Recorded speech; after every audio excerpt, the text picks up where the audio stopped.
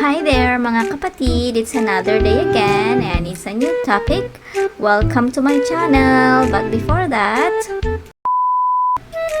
kung bago ka pa lang sa channel ko, please don't forget to subscribe and hit the notification bell para sa latest update and paki-like and share mo na rin. Ngayong umaga ka Eric, magandang umaga. Makakasama mo ngayon si Professor Ana, si Jade at si Almar. Ay, magandang umaga, Jade, Almar, and Professor Ana. I was following just a while ago yung direktang report ni Miss Ana with Sister Nori sa pangbabastos, pananakit, at kawalang respeto na ginagawa ngayon sa compound ng Kingdom of Jesus Christ, including po ang pag-pepper spray kay Sister Nori. Nakatalikod yung pulis, no? Pasimple niyang inisprayan si Sister Nori. Ganito ba ka-kriminal mag-isip ang mga pulis? Grabe. At kita natin, no, pepper spray, napakahapdi niya, napakasakit yan. Kung may asthma ka, pwede kang mamatay niyan. Professor Ana, yun, nakitang-kita yung mist spray na lumabas. Pepper spray nga siguro, kasi kung tear gas, bagsak yun si Sister Nori. At kinalabit lang siya sa, ito yung mukha niya, no? Oo, pero meron pang mas malinaw yan. Oo, ipapalabas natin. Yun. Oo. Ito siya, oh. Mga kababayan, ito po ay isang malinaw na kriminal na mga gawain ng mga pulis. I will emphasize on the word criminal. Una, illegally occupied ang compound. Wala silang karapatang manatili dahil wala silang nakikita pa na ano pang patotoo na nandun ang hinahanap nila sa sinasabi nilang warrant of arrest na questionable nga. For the last almost 24 hours na sila dyan, ay illegally sinisira na nila ang property na pribado at really ito siya. Tandaan po natin ang mukha nito. Siya po ay nag-spray ng illegal sa isang chemical sa mukha ng Executive Director ng Kingdom of Jesus Christ at pasimple nagpatalikod at napakahapdi po at ang pepper spray po ay hindi yan inaalaw na gamitin. It is even discouraged na ibenta pa sapagkat yan ay chemical that can induce asthma or cardiac attack. Asthma attack or cardiac arrest sa isang tao. So, yan ay kriminal na intensyon na saktan ang Executive Director ng ating Kingdom of Jesus Christ diyan sa Davao. Hanggang ngayon po, hindi ako makatulog dahil nakikita kong pagmumukha, Jade, Almar, Professor Ana, ilang oras na po akong hindi mapakali. Yung parang nagkakaroon ka ng some sort of panic attack. Dahil nakikita ko yung komosyon, yung emosyon, at ang kaawa-awang kalagayan ng mga kasama sa Kingdom of Jesus Christ diyan mula pa kahapon. At wala kang magawa. Dahil anything na pwedeng mag-provoke ng galit ng mga pulis ay pwedeng magmasaker sila diyan at ratratin nila ang mga nasa Kingdom of Jesus Christ. Ganun po nakikita ko na ready to kill sila, ready to fire. Naka-full combat battle equipment, siguro mga 1,000 yung full battle combat equipment, yung pumasok mga 500. 500 din o halos kapareho yung mga pulis na may mga pamalo. Maliban pa ito sa perimeter area, Jeda, na mga 1,000 din at ang highway kinokontrol nila. Grabing traffic ngayon dyan. No? At ito ay isang pangbihirang pagkakataon na nakikita mo na ang state terrorism is in full display. At walang kinikilalang batas, nagiging law breakers at nagiging kriminal ang mga akto ng pulis. At ang Marcos Jr. na gobyerno, imposibleng hindi niya ito nakikita. Kalat na kalat ito sa social media kahit pa itinatanggi ito ng malalaking corporate media ng mga kapitalista at oligarko na traditionally nagkokontrol ng television at newspaper at radyo. Kalat na kalat ito sa social media worldwide.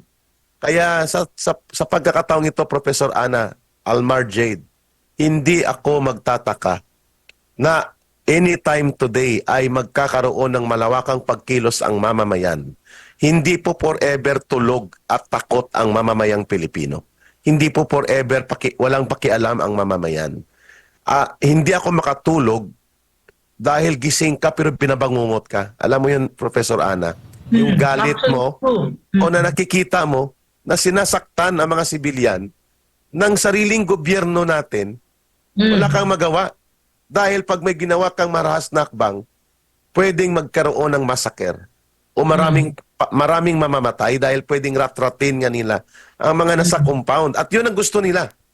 They are there since kahapon pa, mga kababayan, not to serve the warrant of arrest, but to occupy the compound illegally, create violence, instigate violence so that there will be martial law in Davao. Huwag na po tayo magpapatumpik-tumpik at kinakapital nila at sinasangkalan ngayon ang kalagayan ng ating mga kapatid sa Kingdom of Jesus Christ. Mga kababayan, hindi ko po maubos maisip na may ganito kademonyo na gobyerno si Marcos na itatayo sa Pilipinas, mas masahol pa sa tatay niya. Saan tatakbo ang Kingdom of Jesus Christ at mga sibilyan, religious workers at mga kawawang mamamayan, mga bata, babae, kung ang gobyerno na mismo ang pumapatay at nananakit sa kanila? Where should they go? Ako po ba? Kung may option lang ngayon, Professor Ana, Jade Almar, na humawak muli ng armas, ako ba ay hahawak ng armas para iprotekta ang mga sibilyan na ito, not with the CPP, NPA, NDF? Opo. Yun na po ang nararamdaman ko. Yun na po ang nararamdaman ko. Kinokontrol ko po ang emosyon ko. How can you accept a situation where the government is a criminal that imposes criminal activities among the civilians at walang tumatayo maliban mismo sa Kingdom of Jesus Christ, sa SMNI at sa atin na nakakaranas nito at nakikipagkaisa Ka Eric, sa kanila. At Yes, go ahead Prof, po. alam po ninyo, bago lang si Prof, si Ka Eric, Prof, alam ko, ikaw personally, nakita mo yung pagdating. Dahil naalala ko, after nung press ko ninyo, mga ilang oras lang, dumating itong libu-libong mga pulis, Ka Eric. At ang tanong ng mga kababayan natin, meron bang resistance mula sa KOJC para labanan itong mga pulis na itong sapilitang pumasok dyan? Nako, napaka-organized po at napaka-mahinahon ng KOJC, ng mga full-time workers, mga young people, at sila po ay nagkakaroon ng prayer devotional during that time. I was there, wala po kaming mga tulog lahat, sila din. At nang dumating itong mga police, libo ito ito isang shot size lang ito. Kasi pati ang likod, pinalibutan nila. I think they deployed mga 2,500 or close to 3,000. Okay. Pagdating nila, nagdi-devotional na. At kami, sumama sa leadership ng KOGC at mga lawyers sa labas. Diyan malapit sa Waxis, yung income generating program and project ng KOGC. Diyan sa highway na yan, lumabas kami. Paglabas namin, ang lahat ng mga KOGC members, volunteers and workers ay naka-formation. Naka-devotional nga Pagdating ni Torre, may dala siyang LRAD. Ano po itong LRAD? Kahapon ko lang ito naintindihan. Long Range Audio Device na parang tambol na malaki. Nakapatong sa malaking police truck nila. At napakasakit pala ito sa tainga. Kapag pinatunog nila, pwedeng mabasag ang LRAD yan. Pwedeng mabasag ang iyong eardrum. Nandyan sa loob niyan si Torre. Ako, si General Nicolas Torre, ako ang Regional Director. Kami papasok dyan dahil kami ay may utos ng korte. Ano talaga? Akala mo ay isang hari na may bit-bit na mga tagapaglusob na mga warriors. Ang hambog niya kahapon dyan. At napakasakit sa tainga niya. Hindi ka makakapagsalita, hindi ka niya maririnig. Siya lang maririnig mo. Sapagkat nandun ang mga lawyers, nandun kami, grabing sakit. Tapos pagkatapos na magsalita, pinatunog yan bigla. Talagang mayayanig ang diwa mo, matatanggal ang espiritu mo pag pinatunog yan. Illegal yan Ang tawag yan LRAD, that is not allowed against people or civilians. Puro civilian at mga bata. Yan LRAD is long range audio device, no? Ginagamit din yan ng Israel kapag may mga rally-rally. Ginagamit din ng Amerika yan sa mga taong, mga nagkakaroon ng karahasan. Pagkatapos niyan, bumaba siya. So nandun kami, Sister Nori, at iba pa mga ministers, Attorney Torion, at iba pa mga kasama natin sa SMNI. Pagkababa niya, nakita niya ko, siguro mga 30 seconds siyang natahimik. Hindi mo na siya nagsalita, pero na-identify na niya ako. Kasi sa likod niya, yung kanyang DRDO, Deputy Regional Director for Operations. Kilala ko rin si Colonel Lito Patay. Ito yung 6 hours lang yata or 12 hours na naging Chief of Police ng Davao, City Director ng Davao City na tinanggal. Galing yan sa Manila at si IDG din. Kilala ko lahat itong mga officers. So kilala ko lahat ang nandun. Dahil nagle-lecture ako niyan sa kanila, Professor Ana, sa Knowing the Enemy, sa concept ng communist insurgency. Pag open pala ng bunganga ni Torre, ang order niya, kung may reklamo kayo, go to the proper forum, sasagutin namin kayo. Bibigyan ko kayo ng 30 minutes, papasok kami. At we will look for Kibuloy at sino pang nandito sa aming bitbit na mga papeles on our terms. On our terms, ha? Hindi nakaporma kagad ng mga abogado kasi siya nagdidikta ng negosasyon eh. Negotiation sana yon. Tapos, sumagot si Atty. Torion, can we have the papers? Can we see it? Pinatawag niya. Wala pa lang siyang dala. So, hinanap ang lawyer nila, no? Pero hambog na siya, si Torre. Nang dumating yung paper, isa lang ang pinakita niya. Ang si certain Simanes. Ang address po ay hindi Kingdom of Jesus Christ. Hindi lang muna kwinisyonet ni Atty. Torion kasi illegal yun eh. Papasok ka sa lugar na wala doon ang pangalan ng sinasabi mong may warrant of arrest. So wala si Pastor Kibuloy sa bitbit niyang dokumento. Malamang ipoproduce nila ngayon yan. But we were there, documented yan. So sabi niya, I gave you 30 minutes, pag hindi, pinaredy niya. Formation! Battle formation talaga. Yung mga snipers, naka-plastar sa gilid, naka-elevation area sila, pati sa mga truck, 4 na truck yata ng police, may mga snipers sa taas, tag-tatlo-tatlo. So mga 12 or 15 na mga, hindi ordinaryong rifle, naka-scope yun. Tapos pag formation ng mga tinatawag na anti-riot police, siguro mga 500, 3, 4 na gate. So mga 200, 200, 200, that's 800. Formation, apat. Tapos may mga armado sa likod, SAP, full combat na loaded.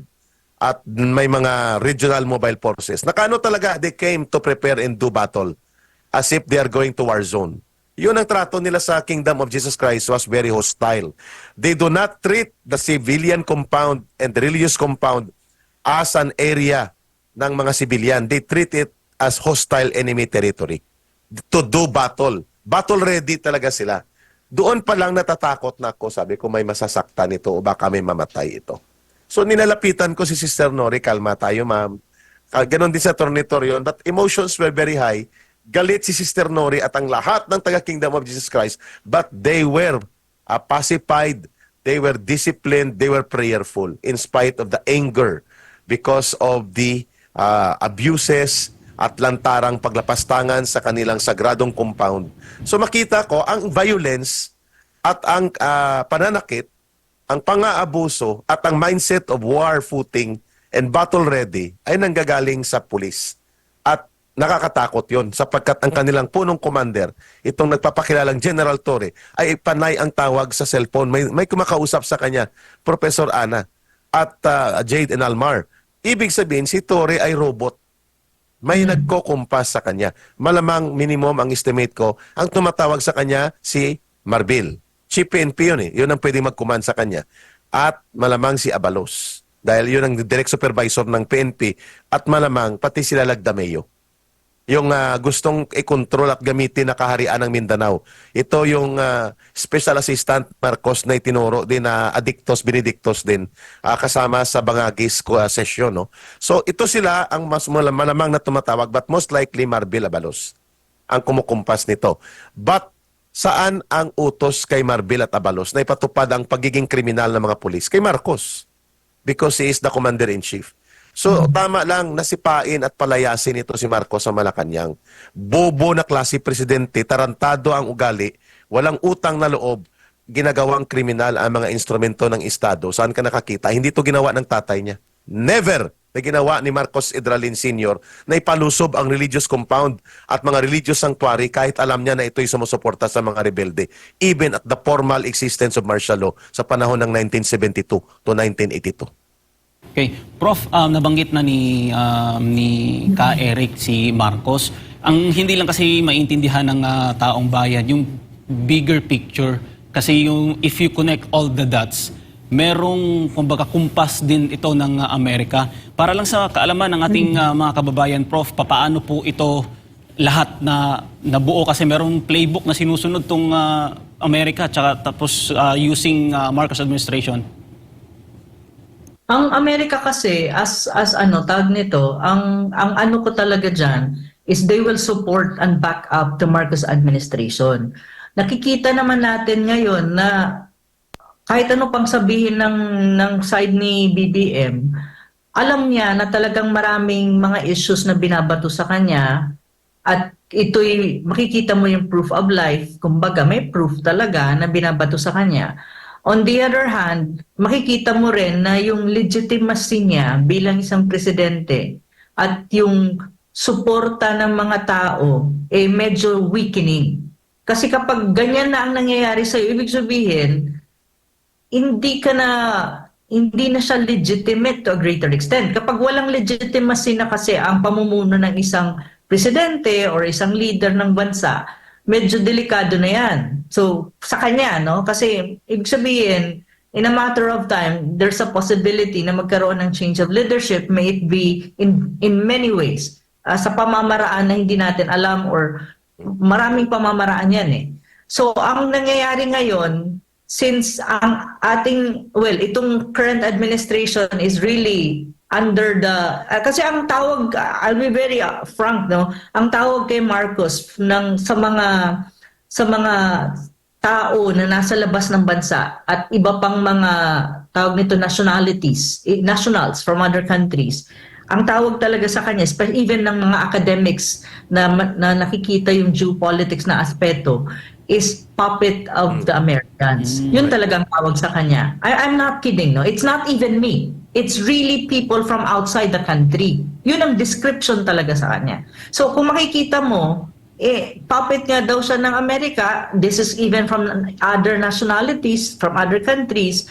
So ang Amerika kasi will back him up. Bakit? Kasi may pakinabang sila kay Marcos. Lahat ng hiling nila, lahat ng ginusto nila na compromising the sovereignty and independence ng Pilipinas, ibinibigay ni Marcos because Marcos also needs them in some ways. So kung makikita mo, may connection yung balak ng mga Amerikano sa Pilipinas na ginagawa tayong pawn when you talk about geopolitics vis-a-vis Russia and vis-a-vis China.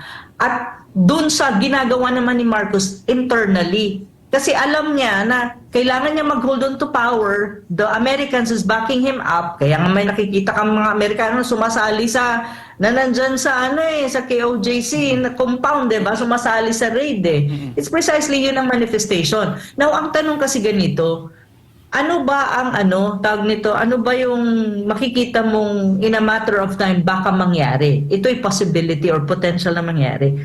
Yung sinasabi natin kanina na de facto martial law, kapag nagkaroon ng kiskisan dyan, kaya nga sinasabi kanina ni diba, ni Ka Eric, na kinakalma niya at nangangamba siya na kapag nag-overflow yung emotion at yung emotion ng mga tao ng KOJC maging ang manifestation niya is action, baka gurgurin at saka magkaroon ng massacre dyan. So in a way, kapag nagkaroon ka ng ganun, they can actually declare officially martial law in Davao City and even the whole country. May justification kasi sila na may lawlessness na blah blah blah. So ngayon ang tanong, would it be supported by the Americans? Of course it will. Ganun siya In the same manner na during Marcos Sr. time, ang martial law nung time na yon was also supported by the Americans.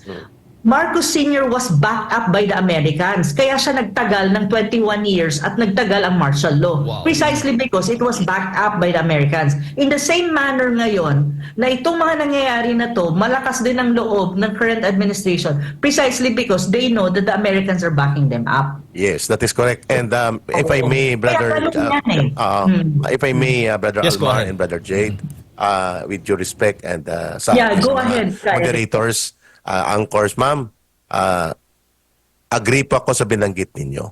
Ang lakas ng loob na ginagamit ni Marcos Jr. ngayon para mang-abuso ng kapangyarihan, gumamit ng karahasan laban sa mamamayan, gamitin na state terror instrument ang pulis.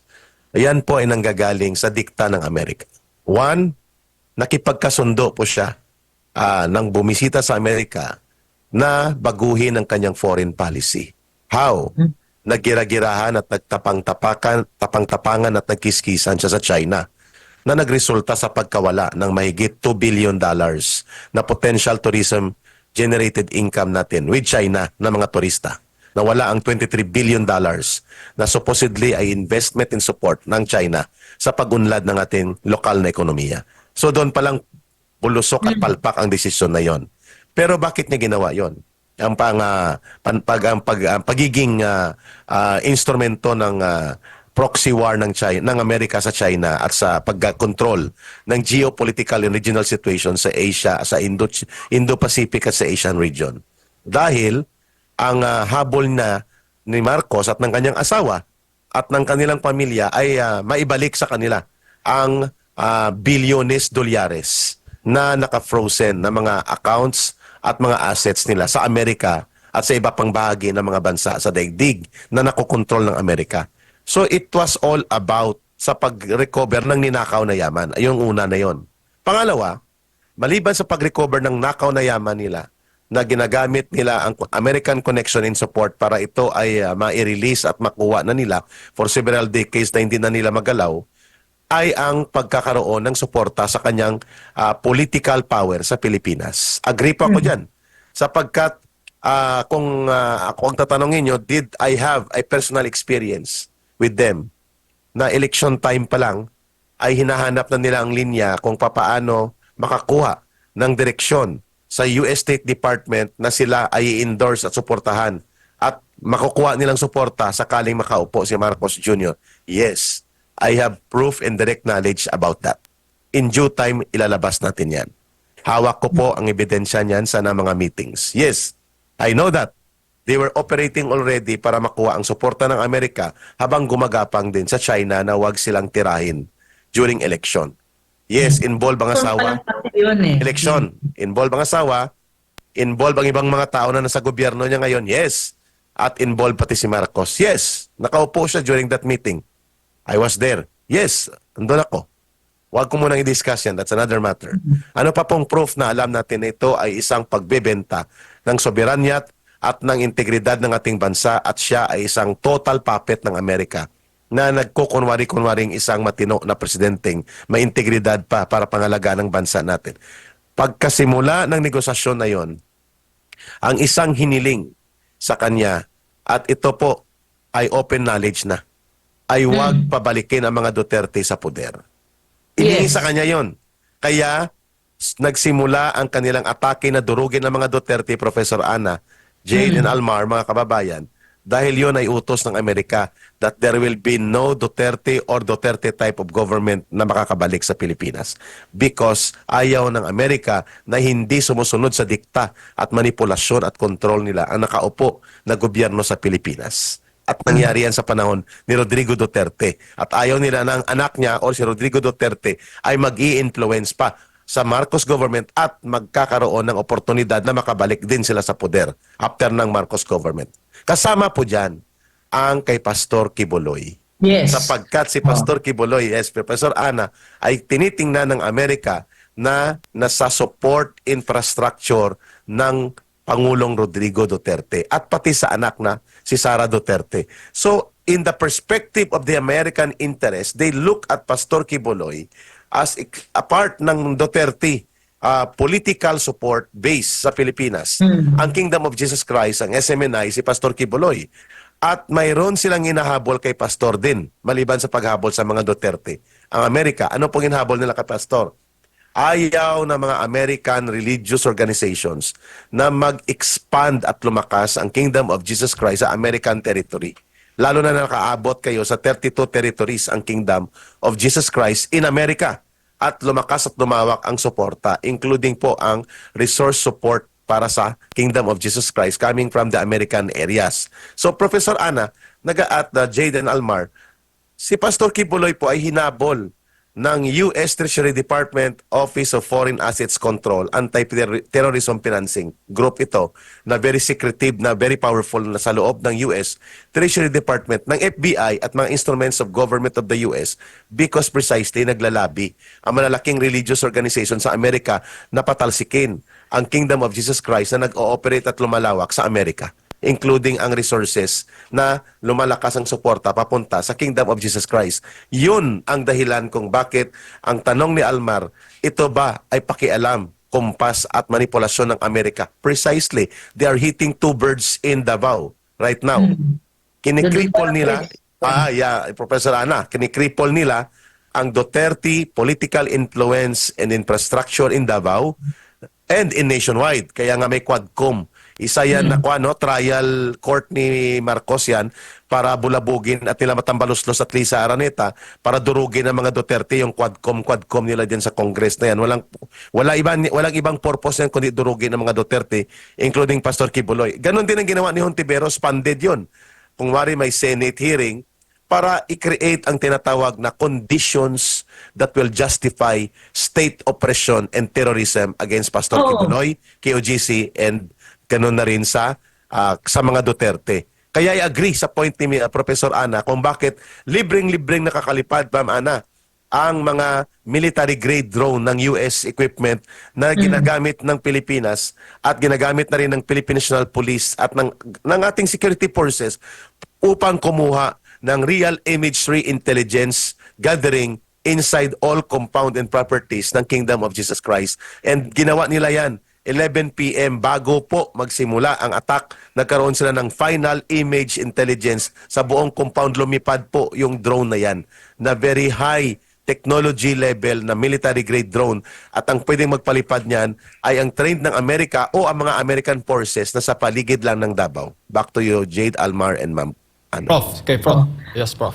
Oo, ang ano kasi dyan, ang alam ko, kasi nga itong gobyerno ni BBM, lahat ng request ng Amerika, oo ng oo, kaya nga naging puppet ang tingin sa kanya ng mga ibang leader sa ibang bansa, kahit na mga mamamayan ng ibang bansa, ganun talaga ang tingin eh. At isa sa mga hinihiling ng US is si Pastor Kibuloy.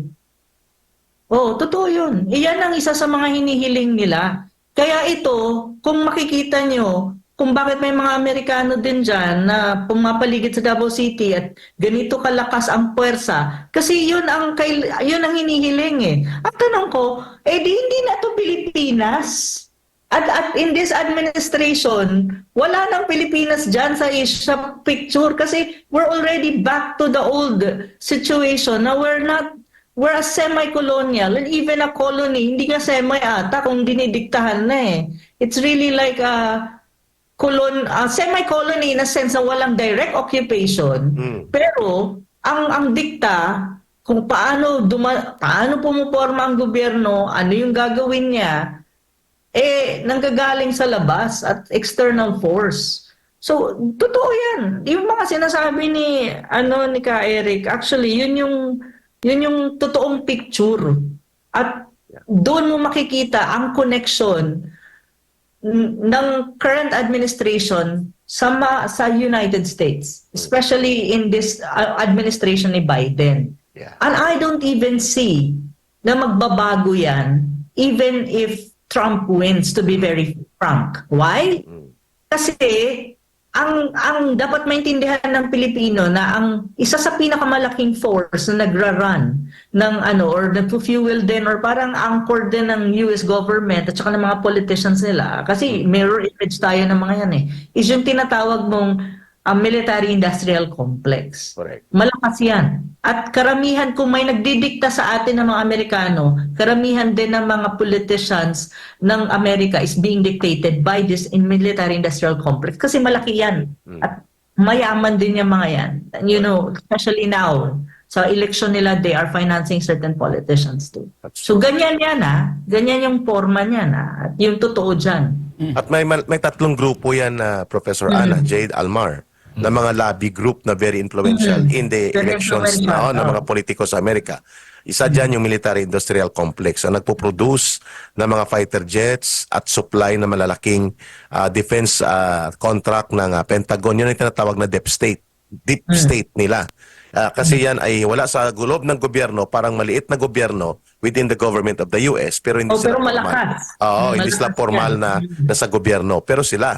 So mga ano yan, mga McDonnell Douglas, yung mga yung mga naggumagawa ng mga missile system, lahat yan at mga pamatay at mga panggera na armas. Ang ikalawang grupo na hindi mahindian ng mga American politicians ay ang NRA, National Rifle Association. Ito naman ang nagmamanufacture ng mga firearms at negosyo yan. Negosyo, hindi iba pa yun sa War Industrial Complex. Yung mga firearms na handguns, mga rifle na allowed sa mga civilians na bumili.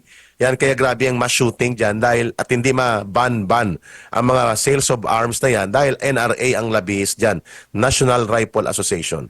Ang isang grupo na very influential din dyan at kailangan silang dominant sa American Religious Society at sa influence sa mga tao sa Amerika at politicians, yung ABA, American Baptist Association. Malaki din yan, lobby group yan. So, ito ba ay isa sa mga posibilidad na nagtrabaho para atakihin ang Kingdom of Jesus Christ interest at ang presence ni Pastor Quiboloy sa US territory? Yes. Kabahagi po yan. At ang mga taong ito, ang mga grupong ito ay may direct influence not only in the defense area sa Pentagon, sa FBI, sa law enforcement, kundi pati sa US State Department at US Treasury Department. Yan po ang dahilan kung bakit ang interest ng Amerika kay Pastor Quiboloy is not about his persona. It's about Kingdom of Jesus Christ na very influential, lumawak at lumakas. At yan ay naka-attach pa sa mga Duterte, ang kanilang political support. Kaya napaka-swak na swak sa menu ng US government and mga US lobbyist groups na ito na pakialaman tayo. So balit yan ay nangyari ng mas madulas at mas sistematiko nila nagagawa dahil puppet at walang paninindigan, walang backbone si Marcos Jr. para ipagtanggol ang ating mga mamamayan at integridad ng ating lipunan at ng ating bayan. Kung si Professor pa, naririnig na niya yan sa mga academics at sa iba't ibang mga foreign nationals na nag-observe sa Pilipinas, mga journalists, that the full restoration of puppetry in government by government leaders is now being presided and facilitated by Marcos Jr. Nakakahiya, nakakarimarim, sapagkat itinakwil niya ng mamamayan. And look what is happening in Davao right now. Because of his puppetry to U.S. interest, to U.S. control and manipulation, ang mga pulis ay ginawang kriminal at parang mga instrumento ng state terrorism. Nakakahindik ang every minute that Marcos stays in power right now. Ano pa ang kaya niyang gawin upang labagin ang mga batas at hambalusin ng gobyerno at sakta ng kanyang mamamayan? Nakakatakot, gera nga eh. Gusto niya magkaroon ng gera sa China. Hindi niya alam na milyon-milyon ang mamamatay in the first 6 hours ng digmaan at wala pa siguro 3 araw lugmok ng buong Pilipinas. Kaya nga wala ito sa hustong katinuan. Wala na sa sariling bait. At napakadelikado po ito, Professor Ana. That is why yung ginagawa ni Torre na ground commander sa Davao, pagpapakita yan na wala na sa sariling bait ang gobyernong ito, mantakin mo sasabihin niya, we will implement on our terms how we will search. Wala kaming pakialam kung may reklamo kayo, magreklamo kayo. Sasagutin namin. That is dangerous. When your police commanders armed to the teeth na pwedeng pumatay at pumunta para pumatay at naka-ready ng combat and battle, kaharap ang mga civilians na lulupigin nila at hindi ito na kumikilala sa sinumang authority that even a senator went there already, pinapakalma na siya, former chief of PNP pa yon, kilalang kilala niya, general din nila yon, hindi po niya sinusunod at may tumatawag sa kanya. Ito po ay isang napakadelikadong sistematikong pag-create ng state violence and terrorism na nagaganap ngayon against Kingdom of Jesus Christ, against civilians, against a religious organization at nakakatakot sapagkat walang naninindigan openly. Mabuti nagsalita na ngayon si former President Rodrigo Duterte, sila Pulong Duterte, si Mayor Basti Duterte, but we need people and leaders to come out and stop the madness of Marcos and this police terrorist organization led by Marbil Inabalos. Otherwise, we will witness another massacre. Huwag sanang mangyari. Please, God forbid this. Mga kababayan, hindi po malayong mangyari anytime dyan sa Davao ang ganyang kalagayan na magdanak ang dugo dahil sa kabaliwan ni Marcos na sumunod sa gusto ng Estados Unidos at sa kanilang interes na magkontrol at manatili sa poder. Opo. Back to you, Jay. Eric, yes, Prof, bago lang ako basahin itong pahayag ni VP Sara, pahayag bilang pagsuporta dito sa KOJC at pagkuntira sa ginagawa ng pulis. May picture lang tayo na ipapakita kasi bukod doon sa American flag patch na nakita natin sa mga uniforme ng mga kapulisan na lumusob po ngayon dyan sa KOJC, meron pong ibang logo na para bang ISIS ba ito? Nagtatanong yung ating mga kababayan kasi namataan po nila. Nakita po itong napakita po natin, hindi lang natin Oh my natiyak. God. Kung anong Ano klaseng yun? logo ito? Logo yan, Jade, ng mga riders at mga criminal groups na parang death squad. Imagine that. Yan. So they came there to kill, not to implement the law or the order of the court. Napakadelikadong mindset na yan. At kahapon may sinita ko dyan na 3 pulis, pinilapitan ko. Nilalagyan niya ng masking tape. Yan, tama yan, nakita ko rin yan. Kill death squad yan eh. Ang layunin niya ay pumatay at nagpo-promote ng pagpatay. So kriminal na talagang utak ng mga pulis ngayon sa Davao. Dapat umalis na sila sa compound bago pa nila saktan at patayin ang mga kawawang sibilyan at KOJC members dyan.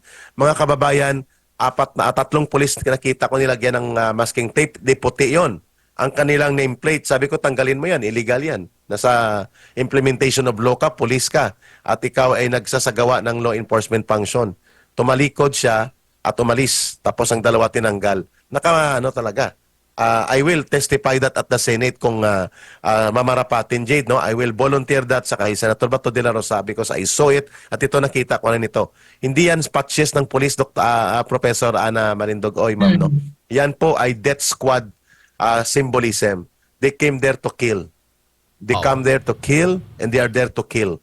And that is why I feel very, very strongly na kumalma muna tayo kasi ayaw naming mangyari na parang mga sisiw at manok na kinakatay at pinagbabaril nila dyan. Kasi baka nga mga bangag pa na pulis dyan. Kasi 3 araw mong gutumin, tubig, itlog lang at papuyatin. Shabu lang pwede mag-sustain yan. Magsashabu ka o magko-cocaine ka. Oo. So nakakatakot ito, Jade, Almar, baka may mga addictos pa na nandyan. No? Without insulting the entire organization of the police, pwede pong nakadroga ang ila dyan para lang magising ka. Kita mo grabe ang hapsay ng katawan nila. Opo. Pinupuyat po sila. And the decision making to do what is right according to the law and your mandate is no longer present. Very dangerous situation ngayon dyan sa loob ng kingdom of Jesus Christ at sa paligid nito. Prof. Ana, di At ba, saka ano di ba mo, kanina Prof na Oo. narinig natin mismo, nakita natin video mismo ni Sister Nori na inisprehan ng ilan sa mga Oo. kapulisan, di ba? Pepper spray. So ganito ang ginawa kanina ka Eric at ito, i-reaction po muna ninyo Prof doon nga sa logo na yan at napansin din po ninyo yung mga American flag patches sa may mga uniforme. American flag eh. Tsaka may ISIS pa eh. Ang ano kasi dyan, hindi lang yan eh. Kasi nabasa ko rin sa isang report na parang may mga tao na nakikisalamuha na para bang naka-civilian na mga damit pero hindi actually KOJC members na naka-plant din sa loob. Yes, Aside that from is the true. fact na naka-uniform, no? Iba pa yon. Iba pa yung naka-ano lang, civilian, pero naka-ano sila, parang planted sila sa loob. Na ang kinawo-worry ko dyan is maybe ang kanilang disguise is member sila ng KOJC. Tapos gagawa sila ng gulo. Yun. Tapos sasabihin na, tignan mo, mga violente yung mga Yun. taga-KOJC. This Correct. is just a justification na kailangan namin supilin sila at gumamit na rin kami ng puwersa. Yeah. Isa pa yan na nasa isip ko eh. Kaya, totoo yung sinasabi ni ka Eric eh. Hindi ka makatulog.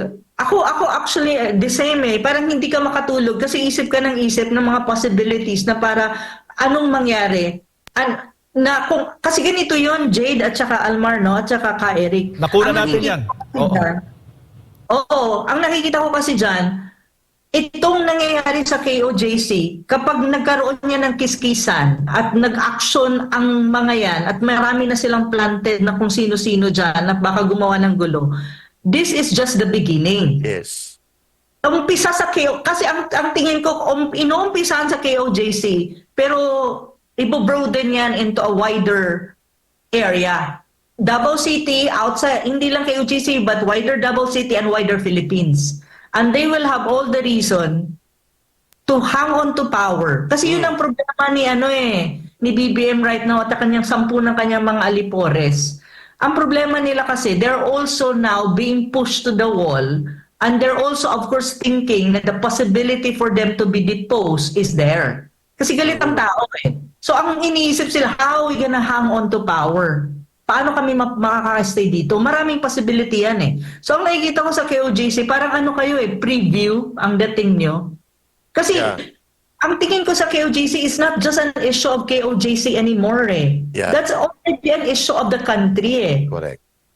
Country na ang pinag-uusapan dito, hindi lang kayo eh. So yun ang doon ako nangangamba na para bang hindi ka makatulog. Alam mo yun, nakahiga ka, nakapikit ka, tulog ka kunyari.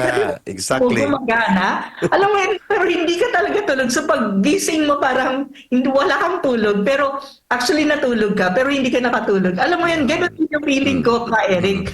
So parang tama po kayo.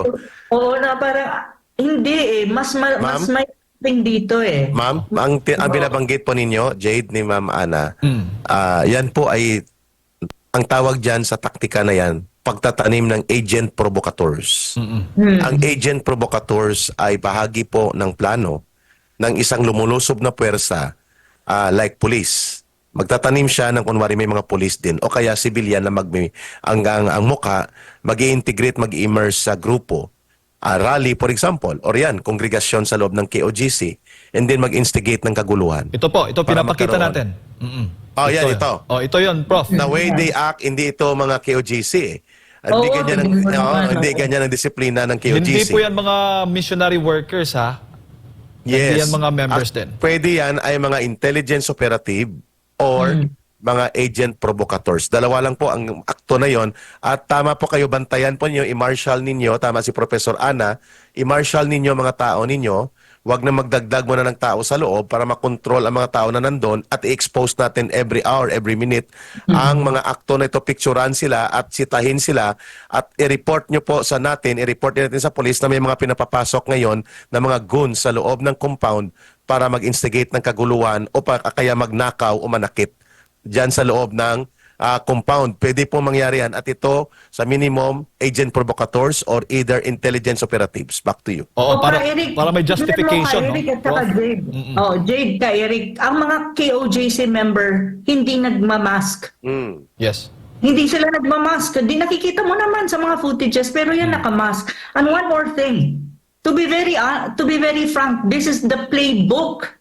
Playbook yan ng US. Look at what happened in Ukraine Exactly. in 2014. Playbook yan ng US. Nagtatanim sila ng mga tao dyan. Manggugulo. And then, mag-i-impose ng strong force ang gobyerno to say na, nanggugulo, magulo na, I need to enforce martial law. Yes. In Ukraine, that happened in 2014. Hanggang nagkaroon ng change of leadership. But that was orchestrated by the Americans. Ito, playbook yan ng Amerikano. Kahit saan ka pumunta, if you study regime change orchestrated by Americans, yan ay isa sa mga old tricks nila, an old playbook. Kaya nga nung nakikita ko yung mga footages nyo at reports nyo, iniisip ko na, my God, this is not just about KOJC. Mas malaki to. May projection silang sinusundan eh. May plano silang sinusundan. KOJC now is just the starting point. So, kaya hindi ka makatulog. Alam mo yun, ka Eric, na para bang iniisip mo na, oh my God, nababasa mo kasi yung mangyayari. Parang kinakabahan ka na magkaroon ng gitgitan sa KOJC, may mga mamatay or may, alam mo yun, doon ako na kasi meron nang namatay eh. Of course. Tapos, anong mangyayari, paano ito lalaki at paano nila i-justify ito? So yun eh. Yun doon ako kinakabahan eh. Anong mangyayari sa Pilipinas? Tama.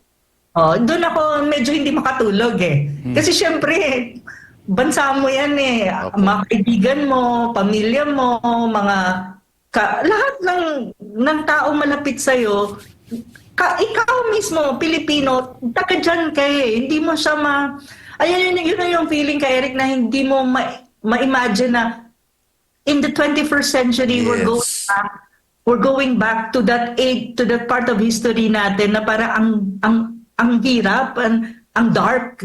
ang malala, Professor Jade and Almar, tama si Professor, walang kahihiyan at walang pag-aalangan ang gobyerno na gumawa ng karahasan at krimen gamit ang instrumento ng Estado na wala ng pagkukunwari. Talagang sila na ang gumagawa ng krimen laban sa sibilyan. Yung binabanggit ni Professor Ana, tama po yun na nung panahon ng martial law, yung unang mga 5 taon niya, talagang akala mo wala nang pwedeng makahinga, no? Lalo na yung mga tumututol sa politika ng Marcos Sr. Ito ngayon ay mas masahol din ang kay Bongbong. Kasi gagamitin niya ang proseso ng batas, weaponizing the law At doon siya magtatago sa batas. Sasabihin niya may court order, may warrant. Wala nga siyang search warrant. Ang warrant of arrest cannot replace a search warrant. Pupuls talaga ang itong utak ni Torre at nila Abalos at nila Marbil, no? Pero kinukonsinti ni Marcos ang kanilang mga kabubuhan at kapalpakan sa pamumuno ng law enforcement agency. Kasi nakikinabang si Marcos. Pangalawa, the warrant of arrest serving cannot be the excuse to search illegally and take over and occupy a private compound and property. Pero tiniming nila Professor Ana, Jade and Almar, Sabado, Linggo at bukas holiday pa, hindi ka makatakbo sa korte para mag-manifestation at magkaroon ng remedial petition. Kasi otherwise, you will meet them by force so that you can defend your property and your rights, which we will not allow na makipagkiskisan, patay tayo dyan, ubos tayo dyan. So, legal remedy tayo. Kaso hanggang bukas, 3 araw, 72 hours, na ang karapatan at buhay ng mga sibilyan at ng KOJC members ay nilalapastangan sila for 72 hours na naging isang malaking television view na nakikita ng buong mundo. Kaya nagto-24 hours ng SMNI ngayon because this is the only recourse that we have. Kaya kami din Professor Ana, kahit sa pagpupuyat na lang at pakikipag-alubino sa talakayan ay makontribute namin habang nagaantay tayong bumulwak ang lansangan sa pag-aalsa ng taong bayan. Kaya kami nandito kahit isang tawag, pagkakita ko na, kanina, dapat pala 3 a.m. kanina nag-onboard na ako. Ngayon lang ako nakatulog after 65 hours Professor from Canada, tuloy-tuloy sa KOJC compound. Kaya naintindihan ko ngayon ang situation dyan na nanawagan kami ngayon sa authorities kay Mayor Basti Duterte ng Davao City. Sir, kung nakikinig po kayo at makakaabot ito, kay Vice President Sara Duterte, ma'am, at sa mga senador na galing Davao, at mga senador na matitino pa, sa Kongreso wala tayong maasahan dyan. Lutong-luto na yan sa pera at pagiging buaya sa pundo at mga kontrol ni Tambaluslos. Uulitin ko po sa Vice Presidente natin, kay Mayor Basti Duterte, at iba pa po na mga officials, Senator Bato de la Rosa. We are feeling right now that with Tory there and the police there, tatlong araw na nagigising o puyat, wala na sa katinuan, at ang mindset ay kriminal na, nagbibit-bit na mga patches na handang pumatay, naka-battle ready ang orientation. Huwag po ninyong hayaan na bago po tayo gumalaw, magsalita, manindigan ng hayagan at tumutol, ay magkaroon muna ng malawakang God forbid, na pagpatay sa loob ng compound. Ka Eric at Prof, huling punto na lang bago talaga mabasahin natin itong pahayag ni Vice President Sara. Ni Vice President Sara. Bilang isang geopolitical analyst, Prof, ito bang Davao City ay isang strategic area para sa interes ng mga Amerikano? Lalo na dito sa issue nga, sa tensyon natin sa South China Sea. Ang balita kasi, itong Davao City, lalo na itong KOJC compound, ay may balak atang gawing drone center ng Amerika. Ito ba'y possible? Possible yan. Kasi kaya nga Davao City ang ginugurgor. Sa geopolitical na aspeto kasi, una, you have to remember na ang Davao City ang baluarte ng Dutertes. 'Di ba? So, kanina, unang punto, pinunto na niya ka Eric kanina, ayaw ng mga Amerikano na makabalik sa puwersa at sa power ang any Duterte, especially when you talk about the presidency. Kasi alam nila na hindi nila kayang kontrolin ang mga Duterte at hindi magbe-bend ang Duterte sa lahat ng gusto nila na compromising the independence, sovereignty, and autonomy of the country. Malinaw yan. Kasi alam naman natin ang nangyari during President Rodrigo Duterte time. Kaya nga, di ba, nataga saan ba yung mga Duterte? Di ba Davao? Ano yung political base at support na malakas din talaga ng mga Duterte? Kayo sa KOJC, si Pastor Kibuloy, at of course the Mindanaoans, especially Davao City. So very strategic in that sense na gurgurin ang Davao City ng current administration with the request coming from the Americans. Pangalawa, matagal na nilang gusto na gawing base ang Davao City panahon pa ni PRRD. Ayaw ni PRRD. Ayaw talaga. Hindi siya papayag. At ngayon, ang mga Duterte pa rin, ang prominent na politicians at nasa pwesto, kasi mayor pa rin si Baste eh. Diba? Unless na lang gurgurin din nila si Baste. Hindi papayag ang mga yan, ang mga Duterte na magkaroon ng ganong kalaking puwersa ng mga Amerikano, especially military asset and deployment ng military troops in Davao City. It's not necessarily near Taiwan or necessarily near South China Sea. But take note, the country is being militarized by the United States in every possible way. Ang tanong, bakit? Minimilitarize nga. Hindi lang naman ang Luzon eh. Even in Cebu, even in some parts of Zamboanga, may forward base dyan ng mga Australiano, ang mga Australian forward base, na may mga troops ka ring Amerikano dyan. Because they're preparing for something and we are being prepared for something in a matter of time. Kasi pon na nga tayo eh. So in a way, kung titignan mo, connect mo lahat yan, it really is connected to the interest geopolitically ng Amerikano sa Indo-Pacific region vis-a-vis sa competition nila at kung anong balak nila with China, na ang wala silang makuhang pon kung di ang Pilipinas, at may connection yan sa domestic politics because hindi talaga nila gusto any Duterte na maging malakas politically speaking, magkaroon ng malakas na puwersa when you talk about legitimate power, like maging presidente si Sara, they will not like it. Any Duterte, for that matter, na there will be a chance na magiging presidente or magiging leader ng bansa, hindi nila gugustuhin. Kasi mawawalan din sila ng hold sa Pilipinas. Kasi walang Duterte, I think, na gugustuhin na ang Pilipinas ay semi-colonial ng Amerika. Opo. So yun eh. Yun talaga yun, bottom line yan eh. Kaya nga ngayon, diba, tignan mo, there's even a move in Congress. May mga usap-usapan. Ako narinig ko, before pa nagsalita si VP Sara on this, naririnig ko na rin yan sa mga bulilit na mga tinatawag ni Maharlika na puting ahas. Ako naman, tawag ko dyan, mga bulilit na mga mabubuting bulilit na nagsasabi na actually, VP Sara, may plano i-impeach siya. May ganun eh. Bakit nila i-impeach si Sara? Ano ba ang nila grounds for impeachment? Isa lang nakikita ko because that is also a request of the Americans. Bakit? The possibility for Sara, if in any case magkaroon ka ng change of leadership, siya yung legitimate constitutional successor, hindi gugustuhin niya ng Amerikano. Ganon yan eh. Yes, Lahat yan connected. Kaya nga, ang sinasabi ko, symbiotic ang relationship ng current administration and the Americans. The Americans need Marcos because Marcos is a puppet according to many geopolitics analysts outside of the country, mga ibang nationalities to. At the same time, Marcos need the Americans to survive. Yeah. Opo. Ganon siya talaga. Kung i-broaden mo yung picture in a more national and geopolitical na perspective. Ngayon, ang preview ng mga bagay-bagay, ang KOJC.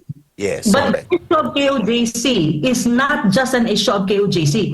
We need to understand, mga kababayan natin, dapat maintindihan ito, na ito ay preview lang and the issue is all about the country kasi it's all about human rights violation, it's all about abuse of power, it's all about lawlessness already. And these are issues na dapat maging issue ng bawat Pilipino at hindi lang ng KOJC members. Yun yung dapat natin maintindihan eh. Prof? Yun. Oo. Prof? So that's the end. Thank you for watching. Please don't forget to subscribe News ko po RD.